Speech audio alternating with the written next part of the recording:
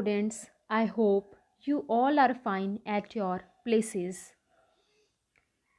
तो स्टूडेंट्स, हम आज की वीडियो में कुछ टॉपिक्स को कवर करेंगे like disadvantages of MIS and approaches of MIS।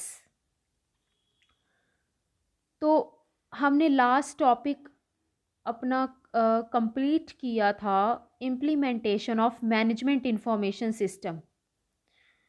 अब है disadvantages of MIS। So the first point under disadvantages is de-skilling of workers। तो स्टूडेंट्स, आप सब जानते हैं कि जो अगर एक ऑर्गेनाइजेशन में जो वर्कर्स हैं वो डी स्किल होंगे, डी स्किल का यहाँ मतलब है उनके पास स्किल ही नहीं होंगे या उनके पास नॉलेज ही नहीं होगी कि उनको कंप्यूटर को ऑपरेट कैसे करना है या MIS सिस्टम को कैसे डेवलप करना है, तो वो कभी अपने MIS को डेवलप कर ही नहीं पाएंगे।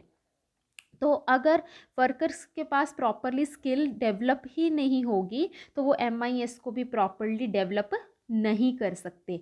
तो फर्स्ट ये डिसएडवांटेज है। Second is information overload. तो जैसा कि आपको मैंने पहले भी ये बताया था कि जो आपकी ऑर्गेनाइजेशन में अब बहुत सारे पर्सन्स के इंफॉर्मेशन को डाला जाता है, इंफॉर्मेशन को रिकॉर्ड किया जाता है, जिसकी वजह से जो आपकी इंफॉर्मेशन है वो बहुत ज़्यादा ओवरलोड हो जाती है। तो उसके कारण आपका जो MIS सिस्टम है वो हैंग होना शुरू हो जाता है। तो इसके लिए आपकी जो इंफॉर्मेशन है वो इतनी ओवरलोडेड नहीं होनी चाहिए। Next is employ mistrust. देखिए, अब एक ऑर्गेनाइजेशन में हर एक एम्प्लॉयज़ के बीच में एक बहुत सारी मिसअंडरस्टैंडिंग्स क्रिएट हो जाती हैं, जिसके कारण उनका जो ट्रस्ट है वो एक दूसरे के ऊपर नहीं बन पाता है। तो एम्प्लॉय मिसट्रस्ट भी MIS इंफॉर्मेशन सिस्टम का एक बहुत बड़ा डिसएडवांटेज है। Next is increased competitive pressure. तो जैसा कि आप सब जानते हैं कि हमारे इस वर्ल्ड में, हमारे इंडिया में या तो उसमें बहुत ज़्यादा कंपटीशन, अब हर एक चीज़ में कंपटीशन है। अब देखिए, इंडिया में एक ही ऑर्गेनाइजेशन इस्टेब्लिश नहीं हो रही, बहुत सारी ऑर्गेनाइजेशंस हैं जो एस्टैब्लिश हो रही हैं और हर कोई ऑर्गेनाइजेशन अपने मैनेजमेंट इंफॉर्मेशन सिस्टम को मेंटेन करना चाह रही है, लेकिन किसी का management information system properly run कर रहा है पर किसी का नहीं कर रहा है। तो सबसे ज़्यादा कौन होगा डिसएडवांटेज में, सबसे ज़्यादा लॉस किसको होगा? जिसे अपना MIS सिस्टम को डेवलप बिल्कुल भी नहीं करना आ रहा। तो इस तरह से आपका जो कॉम्पिटिटिव प्रेशर है वो दिन पर दिन इंक्रीज हो रहा है। इसलिए कहा गया है कि अपने मैनेजमेंट इंफॉर्मेशन सिस्टम को प्रॉपरली हैंडल करना है by the computer operator. Next is disenhancement with information system. तो ये भी पॉइंट आपके पिछले पॉइंट से ही लिंक करता है कि जब तक आप अपने MIS सिस्टम को प्रॉपरली डेवलप नहीं कर पाएंगे तो आप उसे एनहेंस नहीं कर सकते। तो अगर आपको उसे प्रॉपरली एनहेंस करना है तो उसका डेवलपमेंट और उसकी हैंडलिंग का होना बहुत ज़रूरी है।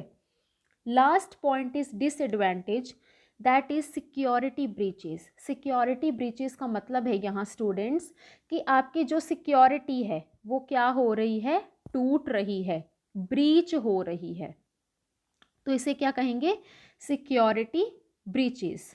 तो जैसा कि आपको सबको पता है कि मैनेजमेंट इंफॉर्मेशन सिस्टम जो है उसमें जो डाटा आपने एक ऑर्गेनाइजेशन ने कलेक्ट किया हुआ है उसे आपको कॉन्फिडेंशियल रखना है। तो आपकी सिक्योरिटी कहीं से भी वो ब्रीच नहीं होनी चाहिए। आपको इस डाटा को सीक्रेटली अपने पास रखना है। तो कई बार आपने देखा होगा कि आपका जो सिस्टम है या किसी भी तरह का सॉफ्टवेयर है वो हैक भी हो सकता है। तो आपकी जो है security breach can be also the disadvantage of MIS। तो ये है आपके 6 पॉइंट्स अंडर डिसएडवांटेजेस। अब नेक्स्ट पॉइंट पे हम चलते हैं, नेक्स्ट टॉपिक पे हम मूव ऑन करते हैं, that is approaches of management information system development. अब कुछ अप्रोचेस को हम यहाँ डिस्कस करेंगे। तो यहाँ आपको 7 to 8 अप्रोचेस दिए हुए हैं। Top down approach, bottom up approach, interrogative approach, traditional approach, prototyping approach, and user development approach, and last is systematic approach for development. अब हम इसे वन बाय वन डिस्कस करेंगे। फर्स्ट है आपका top down approach. Top down approach का मतलब है students ऊपर से लेकर नीचे तक आना।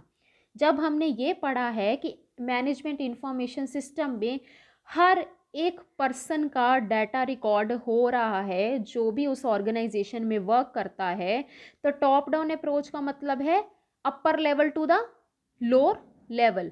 ठीक है, तो इसमें जितने भी पर्सन्स इंक्लूडेड होते हैं तो उनका डाटा कहाँ पे कलेक्ट हो रहा है, कहाँ पे स्टोर हो रहा है, MIS सिस्टम में। तो इसे क्या कहेंगे आप, top down approach.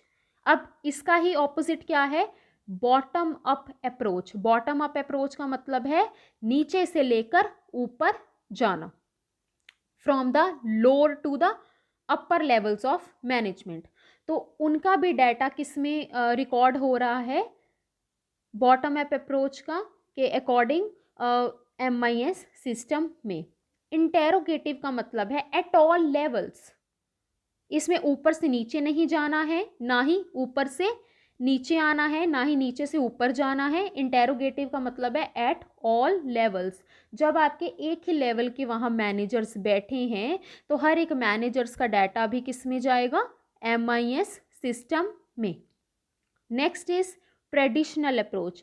Traditional approach का ये मतलब है कि पुरानी अप्रोच। अब देखिए, अब एक ऑर्गेनाइजेशन में, अब आपके कंप्यूटर में कोई भी सॉफ्टवेयर चल रहा है, कोई पुराना, आप उसमें क्या करोगे, आप उस सॉफ्टवेयर को हटाओगे और आप एक न्यू सॉफ्टवेयर इंट्रोड्यूस करोगे अपनी ऑर्गेनाइजेशन के कंप्यूटर्स में, दैट इज MIS। तो इसने क्या किया है, आपकी जो ट्रेडिशनल अप्रोच है उसे रिमूव किया है और ये MIS जो सिस्टम है ये एक न्यू अप्रोच के रूप में सामने आया है जो एक ऑर्गेनाइजेशन के लिए बहुत ज़्यादा फायदेमंद है। Next is prototyping approach. Students, prototyping का मतलब होता है प्रोटोटाइप्स। प्रोटोटाइप से वर्ड बना है प्रोटोटाइपिंग। प्रोटोटाइप्स का मतलब है मॉडल्स। अब देखिए, सपोज कीजिए मैं एक कंप्यूटर ऑपरेटर हूँ, तो आपको क्या करना है, आपको मैनेजमेंट इंफॉर्मेशन सिस्टम को डेवलप करने से पहले आप कुछ सैम्पल्स को ट्राई करेंगे, कुछ मॉडल्स को ट्राई करेंगे। वो किस लिए आप ट्राई करेंगे, just for making a trials, कि आपका ये जो सिस्टम है ये प्रॉपरली रन कर पा रहा है या नहीं। उसके बाद आप फाइनल डिसीजन लेंगे MIS सिस्टम को इंट्रोड्यूस करने का। तो उसे क्या कहेंगे आप, प्रोटोटाइपिंग। प्रोटोटाइपिंग का मतलब है मॉडल्स। आपको कुछ ऐसे सैम्पल्स या मॉडल्स कुछ ऐसे ट्राई करने पड़ेंगे MIS को इंट्रोड्यूस करने से पहले। Next is end user development approach. अब एंड यूज़र्स कौन हुए, यहाँ ऑर्गेनाइजेशन के जो मैनेजर्स हैं, क्योंकि एट लास्ट उन्हें ही अपना डाटा एंटर करना है। एंड यूज़र डेवलपमेंट अप्रोच ये कहता है कि लास्ट में हमने ही अपना डाटा एंटर करना है। जो भी ऑर्गेनाइजेशंस में मैनेजर्स काम कर रहे हैं, जो भी सुपरवाइजर्स हैं या जो भी सबॉर्डिनेट्स हैं, हर एक को अपने डाटा को इसमें अपलोड करना है। तो ये क्या हुआ आपका end user development approach. And last approach आती है सिस्टमेटिक अप्रोच। अब ये देखिए आपकी सिस्टमेटिक अप्रोच चलती जा रही है। हमने कुछ इम्प्लीमेंटेशन के पॉइंट्स पढ़े थे, लास्ट वीडियो में हमने डिस्कस किए थे। तो देखिए ये क्या हैं आपके सिस्टमेटिकली पॉइंट्स हो रहे हैं कि आपको पहले ऑर्गेनाइजेशन प्लान्स बनाने हैं, आपको प्लानिंग करनी है, आपको ट्रेनिंग देनी है, सॉफ्टवेयर हैं, हार्डवेयर को इस्टेब्लिश करना है। तो ये सारे पॉइंट्स किस तरह से हो रहे हैं? सिस्टमैटिकली, वन बाय वन होंगे। तो ऐसा नहीं है हम पहले एक को करेंगे फिर दूसरे को करेंगे, नहीं। इम्प्लीमेंटेशन के जो पॉइंट्स हैं वही हैं, वही क्या है? Systematic approach for development. तो ये हैं आपके कुछ अप्रोचेस। तो आज की वीडियो में हम इतना ही करेंगे। So we have complete these two topics. Thank you for watching this video.